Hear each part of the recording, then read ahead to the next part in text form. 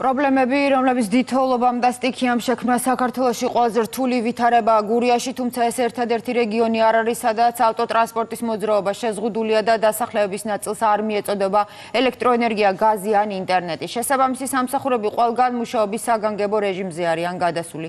თავს ყველგან დასავლეთ და აღმოსავლეთ საქართველოშიც 1000-ზე მეტი მუნიციპალური თანამშრომელი და 1000-ობით სპეციალური ტექნიკაა გამოყვანილი ქუჩებში.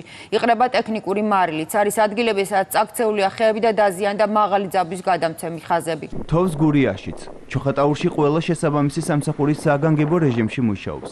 მობილიზებულია 17 ერთეული ტექნიკა, შეჩერებულია სასწავლო პროცესი. ლანჩხუთსა და ოზურგეთში რამდენიმე ოჯახს დაუზიანდა სახურავი. მოსახლეობა უსაფრთხო ადგილზეა გადაყვანილი. ინტენსიურად მიმდინარეობს გაზის და ელექტროენერგიის აღდგენის სამუშაოები.